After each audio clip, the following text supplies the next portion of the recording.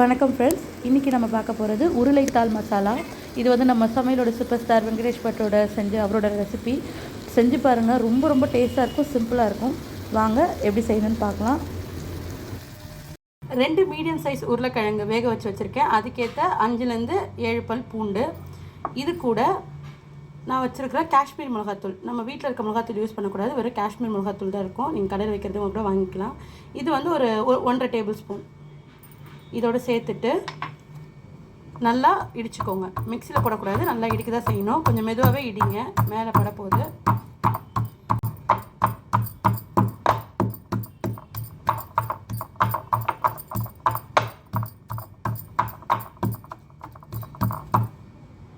இப்போது இந்த மாதிரி நல்லா கோஸாக இடிச்சாச்சு. இப்போது நல்லா ஒரு கைப்பிடி அளவு கொத்தமல்லி, ஒரு கைப்பிடி அளவு கொத்தமல்லி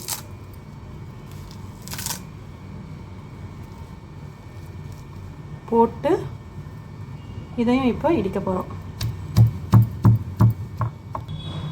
கொஞ்சம் கூட எண்ணெய் இல்லை தண்ணி எதுவுமே ஊற்றக்கூடாது. அந்த கொத்தமல்லியில் தண்ணியே போதும். இது நல்லா நைஸ் பண்ணிக்கலாம். நீங்கள் ரொம்ப மழுமழுன்னு என்னன்னு இல்லை, இந்த மாதிரி நல்லா ஒன்றும் பதிவு நல்லா இடிச்சிட்டாலே போதும். தெரியுதுங்களா? இந்த அளவுக்கு இடிச்சு வச்சுக்கோங்க. ஸோ இதான் நம்மளுடைய மசாலா, நம்மளோட கார மசாலா இவ்வளோ தான் ரெடி. வாங்க இப்போ எப்படி செய்யணும்னு பார்த்துக்கலாம். இப்போ ஒரு சட்டி வச்சுக்கோங்க. சட்டியில் வந்து ஒரு 2 டேபிள் ஸ்பூன் எண்ணெய். இப்போ எண்ணெய் நல்லா காய்ச்சிச்சு. வெறும் சீரகம். இப்போது சீரகம் நல்லா பொரியுது. இந்த நேரத்தில் நம்ம இடித்து வச்சுருக்க இந்த மசாலா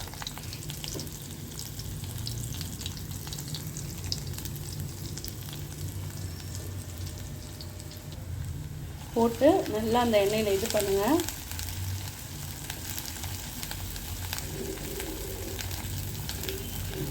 ஏன்னா நம்ம பச்சை மிளகா பொடி போட்டிருக்கோம், போட்டு அப்படியே தான் இடிச்சிருக்கோம். ஸோ பச்சை மிளகா பொடியோட இந்த ரா ஸ்மெல்லு, அப்புறமா அந்த பூண்டோட ரா ஸ்மெல் இதெல்லாம் போகிற வரைக்கும் நல்லா வதக்குங்க. இது வதங்கும் போது இது கூட ஒரே ஒரு பச்சை மிளகா உள்ள, உங்களுக்கு காரத்துக்கு எவ்வளோ வேணுமோ அந்த மாதிரி பச்சை மிளகா கூட போட்டுக்கோங்க. காரம் நல்லா பிடிக்கும் அப்படின்னா அதுக்கேற்ற பச்சை மிளகா கூட போட்டுக்கலாம். ஒரே ஒரு பச்சை மிளகா.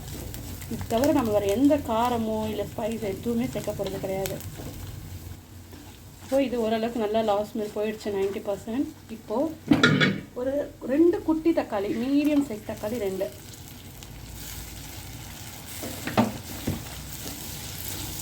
இதோட போட்டு நல்லா இது பண்ணிவிடுங்க.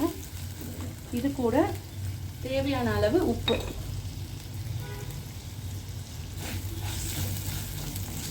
போட்டு தக்காளி நல்லா மேஷ் ஆகிற வரைக்கும் வதக்குங்க. இப்போது அந்த தக்காளி நல்லா மேஷ் ஆகிட்டு எண்ணெயை வெளியே வர ஆரம்பிச்சிச்சு. இந்த நேரத்தில் ஒரு 1/4 டம்ளர் தண்ணி, அவ்வளோதான், ரொம்ப சின்ன 1/4 டம்ளர் தண்ணி. ஸோ இன்னுமே தக்காளி இன்னும் நல்லா இதாகி ஒரு தொக்கு மாதிரி வரட்டும், அவ்வளோதான். இப்போது நல்லா இது இன்னும் நல்லா இழஞ்சி நல்லா தொக்கு மாதிரி ஆயிடுச்சு. இப்போ இந்த நேரத்தில் நம்ம வேக வச்சுருக்கிற உருளைக்கிழங்கு, வேக வச்சு கட் பண்ணி வச்சுருக்க உருளைக்கிழங்கு இதை போட்டு ஒரு கிளறிட்டு இந்த ஸ்பூனில் 2 ஸ்பூன் கரம் மசாலா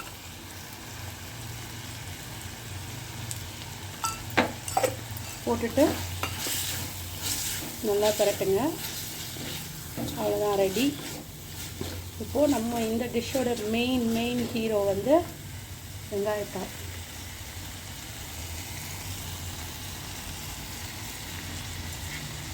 நல்லா 2 கைப்பிடி நிறைய வெங்காயத்தாள். இது வந்து கேஸை ஆஃப் பண்ணிவிடுங்க. கேஸை ஆஃப் பண்ணிவிட்டு வெங்காயத்தாள் ஃபுல்லாக சேர்த்துக்கணும்.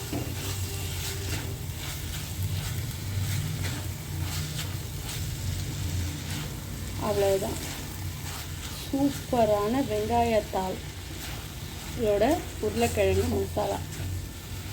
நம்ம எப்பவுமே வெங்காயம் தக்காளிலாம் போட்டு மிளகாத்தூள், அதை மஞ்சத்தூள், உப்பு எல்லாமே போட்டு செஞ்சுருக்கோம்.